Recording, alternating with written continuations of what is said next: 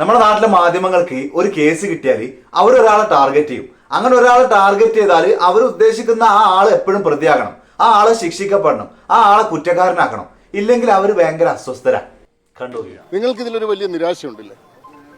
അല്ല, നിങ്ങൾ ഒരാളെ വിധിക്കുകയും അത് കോടതി വിധിയാകാതെ ഇരിക്കുകയും ചെയ്താൽ നിങ്ങൾക്ക് അതിൽ വലിയ നിരാശ ഉണ്ടാവും. അത് എല്ലാവർക്കും ഉണ്ടാവണമെന്നില്ല. ഞാൻ ആദ്യം പറഞ്ഞത് എന്താണ്? കുറ്റവാളികൾ, എനിക്ക് സംതൃപ്തി എന്ന് പറഞ്ഞാൽ എൻ്റെ വീട്ടുകാരിയൊന്നുമല്ലല്ലോ.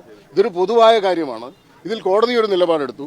ഇന്നുവരെയുള്ള അനുമാനങ്ങളെ അല്ലെങ്കിൽ വാർത്തകളെ അല്ലെങ്കിൽ അടിസ്ഥാനമില്ലാതെയും അങ്ങനെ ഉണ്ടായും പ്രചരിച്ച ഒരുപാട് കെട്ടുകഥകളെ കോടതി നിരാകരിച്ചു എന്ന് പറയുമ്പോൾ കോടതി കണ്ടെത്തുന്ന സത്യമാണ് സത്യം നമ്മുടെ സംവിധാനത്തിൽ. അതല്ലേ നിലനിൽക്കുന്നത്.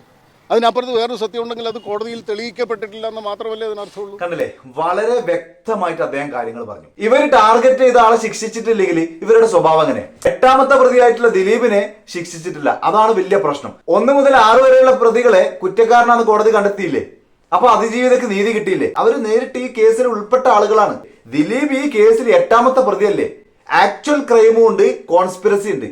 1 മുതൽ 6 വരെയുള്ള പ്രതികൾ ആക്ച്വൽ ക്രൈമിൽപ്പെട്ടവരാണ്. അവർ 6 പേരും ഈ ക്രൈമിൽ ഇൻവോൾവ് ആണ്. ദിലീപ് കോൺസ്പിറൻസി ആണ്. It's just a conspiracy against Dileep. മറ്റൊരു തെളിവും ദിലീപിനെതിരെ ഇല്ല. പിന്നെ എന്തിനാ നമ്മുടെ നാട്ടിലെ മീഡിയക്ക് ഇത്ര അടങ്ങേറ്? ദിലീപിന് ഈ കേസിൽ എന്തെങ്കിലും പങ്കുണ്ട് എന്ന് തന്നെ വിശ്വസിച്ചോളൂ.